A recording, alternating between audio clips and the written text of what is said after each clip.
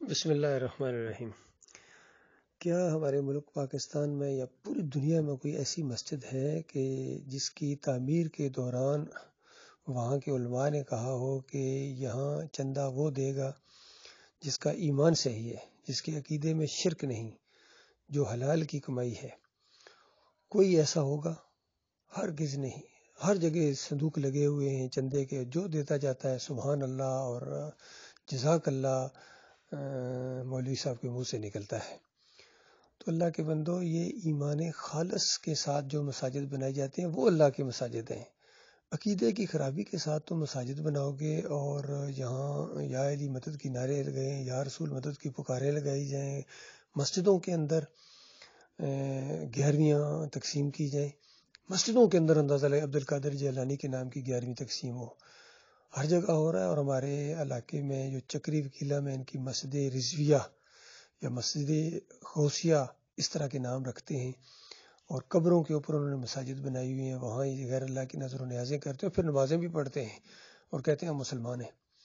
تو کوئی نہیں ہے سوائے ایک جو مسجد الحرام، یہ تو نبی علیہ السلام کی نبوت سے بھی پہلے کی بات ہے کہ اس کا ایک حصہ جب بیت اللہ کا گر گیا، دیوار گر گئی، تو وہاں کے بڑے بڑے مشرکین نے بھی اعلان کیا تھا کہ اس کی تعمیر میں کوئی ناجائز مال نہیں لگایا جائے گا، خالص جو آپ نے حلال طریقے سے مال کمایا ہے وہ لگے گا۔ تو اسی وجہ سے جب وہ حلال مال ختم ہو گیا تو وہ جو باہر تھوڑا سا وہ حصہ بچ گیا ہے، دیوار سی ہے چھوٹی سی، وہ بھی بیت اللہ کا حصہ ہے، لیکن حلال مال وہاں موجود نہیں تھا، تو مشرکین نے بھی تھوڑا سا مسجد کا حصہ کم کر دیا، لیکن حرام مال نہیں لگایا ہے۔ لیکن آج کے ہمارے یہ سارے مولوی ہیں، یہ دیوبندیوں کے علماء ہوں، بریلویوں کے علماء ہوں، اہل حدیثوں کے ہوں، سلفیوں کے ہوں، آج یہ سعودیوں کے ہوں، کوئی بھی اس چیز کی قید نہیں لگاتا ہے کہ صرف حلال مال لاؤ۔ سود خور بھی پیسے دے رہے ہیں، حرام خور بھی پیسے دے رہے ہیں، لیکن کوئی پرواہ نہیں ہے، اور کبھی یہ نہیں کہیں گے کہ تمہارے پیسے ہمیں نہیں چاہیے۔ ہاں، ہماری مسجد توحید چکری وکیلا میں جب ہم نے مسجد توحید بنائی تو ہم نے کسی مشرک سے اس میں چندہ نہیں لیا، کسی شرک کرنے والے سے، کسی بابا کی زیارت کرنے والے، چڑھاوے چڑھانے والے، اور سر میلے کرنے والے، پیری مریدی کرنے والے، تعویذ گنڈے، غیر اللہ کے نظر و نیاز کرنے والے، سجدے اور رکوع کرنے والے، ہم نے صاف کہہ دیا تھا، کہہ دیا کوئی مشرک اس میں پیسے نہیں دے سکتا ہے۔ اسی وجہ سے لوگوں کو بڑی تکلیف بھی ہوئی، خاص کر مالدار لوگوں کو، کہ ہم مسلمان نہیں ہیں۔ نہیں ہو، پہلے ایمان تو خالص کرو نا، پہلے شرک سے توبہ کرو، تو پھر تمہارا 1 روپیہ بھی ہمارے لیے بہت قیمتی ہے۔ لیکن اگر تم اللہ کے دین کے ساتھ مذاق کرتے ہو، فرقوں میں بٹے ہوئے ہو، مزاروں پر چادریں چڑھاتے ہو اور سر میلے کرتے ہو، تو تم چاہے پوری دنیا کے قارون کے خزانوں کے مالک ہو، ہمارے نزدیک تمہاری کوئی ویلیو ہی نہیں ہے۔ وہ جو گندی نالی کے اندر حقیر کیڑا ناک کے ساتھ نجاست کو دکھیتے ہوئے چلتا ہے، اس سے بھی زیادہ حقیر ہو ہمارے نزدیک، چاہے صدر ہو، چاہے وزیر اعظم ہو، چاہے جنرل ہو، چاہے ڈی ایس پی ہو یا ایس ایس پی ہو، جو مرضی ہو، گورنر ہو، ہمارے نزدیک تمہاری کوئی اہمیت نہیں ہے۔ ہمارے نزدیک تو ایمان خالص کی اہمیت ہے۔ ہم بالکل صاف کہہ دیتے ہیں نہیں، ہم تمہارا پیسہ نہیں لیتے ہیں۔ تو یہ معاملہ ہے، اللہ کے بندو غور و فکر کرو۔ اس وجہ سے خیر نہیں آ رہی ہے امت کے اندر، کیونکہ ایمان خالص نہیں ہے، ایمان کے اندر شرک ہے۔ آج کوئی ملک، کوئی جماعت، کوئی مسلک ایسا نہیں جس کے اندر ایمان 100% ہو، اور آج 72 سال ہو گئے اس پاکستان کو بنے، کوئی خیر ان کے اندر نہیں آ رہی ہے۔ بد سے بدترین حکمران ان کے اوپر مسلط کیے جا رہے ہیں، اور چہرے بدلی کرتے ہیں، سسٹم بدلی نہیں کرتے ہیں۔ کبھی کون سا سسٹم کہتے ہیں بھئی یہ جمہوریت نہیں، اب جناب وہ پارلیمانی نظام آ جائے جی، پھر ٹھوکر کھاتے ہیں، پھر ذلت اور خواری دیکھتے ہیں۔ اور آج کل یہ ٹرینڈ چلا ہوا کہ نہیں صدارتی نظام لے آؤ جی، وہ ڈاکٹر اسرار نے بھی کہا تھا صدارتی اسلام لے آؤ۔ وہ اسلامی نظام کی طرف کیوں بڑھتے ہوئے تمہیں موت پڑتی ہے؟ صدارتی نظام ہی تو تقریباً وہی ہے جس کے اندر جمہوریت عوام کی طرف جانا پڑتا ہے، اور عوام کے سامنے تمہاری جوابدہی ہے۔ تو ظاہری بات ہے، جو یہ ذہن میں رکھے گا 5 سال بعد پھر مجھے کون سلیکٹ کرے گا، صدر کون بنائے گا، عوام کی مزاج کے مطابق چلے گا، تو وہ کس طرح شرک اور کفر کو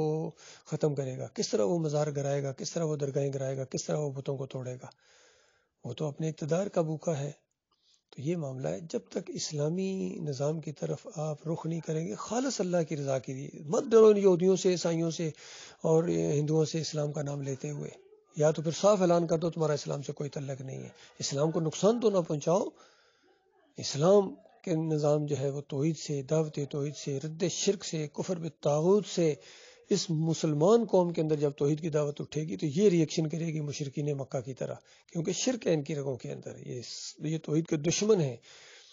یہ کھلبلی مچائیں گے، یہ آپ کے خلاف پرچے کاٹیں گے۔ اسی وجہ سے، اسی توحید کی دعوت دینے کی وجہ سے اسی مسلمان قوم کی فوج کے اندر سے مجھے نکال لیا گیا تھا کہ یہ تم توحید کی دعوت دیتے ہو، یا علی مدد شرک کہتے ہو، مشرک کہتے ہو یا علی مدد کہنے والوں کو، تو تم فوج کے اندر نہیں رہ سکتے ہو۔ تو یہ معاملہ اسی طریقے سے ہے، ہر جگہ یہی ہے، پولیس میں بھی یہی ہے، پھر سول میں آ کے بھی ہمارے اپنے نے، قریبی رشتہ داروں نے پرچے کٹائے اور 3.25 مہینے جیل میں رکھا، اڈیالہ جیل کے اندر، کہ تم کہتے ہو کہ نبی علیہ السلام فوت ہو گئے ہیں، بتائیے فوت نہیں ہوئے تو ابھی زندہ ہیں، صحابہ نے کس چیز کو دفن کیا تھا؟ اتنی بھی تمہیں، اور یہ گلزار بٹ صاحب اس سیشن عدالت کے جج تھے، ان کو بھی سادہ سی بات نہیں سمجھ آ رہی تھی، آج چیف جسٹس بنے ہوئے۔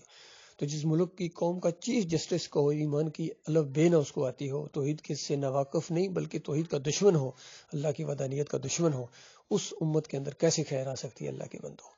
تو یاد رکھنا، یہ جمہوریت کا نظام چاہے پارلیمانی ہو، چاہے صدارتی نظام ہو، خالص کافرانہ نظام ہے، خالص مشرکانہ نظام ہے، بدترین نظام ہے، اور اس کے اندر ذلت اور خواری تمہیں ملتی رہے گی۔ اور پھر میں یہ بھی آپ کو ساتھ کہتا ہوں اکثر کہ بالفرض تمہیں پوری دنیا کی فلاحی ریاست سے بڑی ریاست تم مسلمانوں کو بنا دو، اسلام کو بنا دو، پاکستان کو بنا دو، اور ایمان عقیدے کی بات نہیں چھیڑو گے، اس طرف نہیں آؤ گے، تو جو مرتا جائے گا آگ میں، جو مرتا جائے گا آگ میں، جو مرتا جائے گا آگ میں۔ تو یہ بہتر ہے کہ اس طرح آگ میں جاتے رہو، یا ایک قوم ہے وہ چند دن اگر غربت کی زندگی بسر کرے، کوئی بات نہیں، افلاس کی زندگی بسر کرے، لیکن ایمان خالص کی شرط معاملہ ہو، بھوک سے پیاس سے مر جائے، جس انداز سے بھی ان کی موت آئے، جو مرتا جائے گا جنت الفردوس میں، جو مرتا جائے گا جنت الفردوس میں، جو مرتا جائے گا جنت الفردوس میں، یہ ہوں گے اللہ کے راستے کے اصلی شہید۔ باقی تم کفر و شرک کی زندگی بسر کرو اور پھر جو مر گئے ہو تو شہید ہو گئے جی، یہ جمہوریت کا شہید ہے جی، یہ بیرویت کا شہید ہے جی، یہ دیوبندیت کے راستے میں شہید ہو گیا ہے جی، یہ ہندوؤں کے ساتھ مارتے ہوئے نعرہ حیدری یا علی مدد کا نعرہ لگا کے حملہ کیا تھا اس نے دشمنوں کی چوکی کے اوپر، اور پھر وہاں مر گیا، اب یہ پھولوں کی چادر چڑھاؤ، یہ شہید ہو گئے، شہید صاحب ہو گئے۔ شہادت کوئی مذاق ہے؟ شہادت اللہ کے راستے کی ہوتی ہے، اللہ کے دین کو پھیلاتے ہوئے، توحید کو مانتے ہوئے، رد شرک کرتے ہوئے، کفر بالطاغوت کرتے ہوئے، کفر شرک کی آنکھوں میں آنکھیں ڈال کے اللہ کی دعوت دو، جس طرح نبی صلی اللہ علیہ وآلہ وسلم نے دی تھی، اللہ کے آخری رسول صلی اللہ علیہ وآلہ وسلم، اللہ کی لاکھ لاکھ کروڑ کروڑ رحمتیں اور برکتیں اس نبی کے اوپر جنہوں نے دین کو اصلی حالت میں پیش کیا تھا، اور بال برابر اس میں کمپرومائز نہیں کرتے تھے۔ بال برابر کمپرومائز کے لیے جب کہا گیا تو جواب دیا کہ ایک ہاتھ پر سورج رکھ دو، ایک ہاتھ پر چاند رکھ دو، تو مجھ سے یہ امید نہ رکھنا یہ دین غالب آئے گا یا میری جان جائے گی۔ تو یہ اس جذبے کے ساتھ پھر صحابہ کرام نے ساتھ دیا، ابو بکر صدیق، عمر بن خطاب رضی اللہ تعالیٰ عنہ، عثمان رضی اللہ تعالیٰ، عبد الرحمن بن عوف، اور کتنے صحابہ ہیں، علی رضی اللہ تعالیٰ عنہ، سب نے ساتھ دیا اس دین کا۔ اس وجہ سے ان کو عزت ملی تھی، اس وجہ سے ان کو عزت ملی تھی۔ صحابہ اکرام میں کوئی بھی یا علی مدد کہنے والا نہیں تھا، یا رسول مدد کہنے والا نہیں تھا، سارے مومن تھے، اللہ کے دین کے وہ غلبے کے لیے مشرق اور مغرب میں دوڑے جا رہے ہیں۔ تب اسلامی ریاست بنی تھی، تب مدینہ ریاست بنی تھی۔ آج یہ مدینہ ریاست بنانے والے کبھی علی اجویری کی قبر پر حلوے بانٹتے ہیں، کبھی جا کے ماتھے ٹیکتے ہیں، کبھی تعویذ پہنا ہوا، کبھی امام زامن پہنا ہوا، کبھی گھوڑے کا پیشاب پی رہے ہیں۔ بغیر تو تم نے دین اسلام کو کیا سمجھا ہے؟ اتنا حقیر سمجھا ہے اس کو؟ چندے مانگ کے بسوں میں آ کے آتے ہیں، چندے مانگتے ہیں، فلانی کا مسجد میں چندہ دے دو، چندہ دے دو۔ پہلے تو وہاں کفر و شرک پھیلاتے ہیں، پھر چندے کے ساتھ یہ ساری مساجد بنی ہوئی ہیں، کفر و شرک اور حرام خوریوں کے ساتھ، کوئی خیر نہیں آ سکتی ہے۔ اور یہ اللہ کے گھر نہیں ہیں، یہ مساجد نہیں ہیں، یہ ان کی عبادت گاہیں ہیں، جس طرح ہر مشرک قوم کی عبادت گاہیں ہوتی ہیں، یہودیوں کی بھی ہیں، عیسائیوں کی بھی ہیں، سکھوں کی ہیں، ان کی بھی عبادت گاہیں ہیں۔ باقی ان کی مسجد کے اندر آ کے اگر اللہ کی توحید کو بیان کیا جائے، کھانے کو دوڑتے ہیں، دھکے دے کے باہر نکالتے ہیں، دھکے دے کے، یقین کیجیے۔ اگر ان کی مسجد کے اندر جا کے کہا جائے سجدہ صرف اللہ کو، رکوع صرف اللہ کو، پکار صرف اللہ کی، کوئی واسطہ وسیلہ نہیں ہے، تو یہ دھکے دے کے مسجدوں سے نکالتے ہیں۔ یہ حالت ہے۔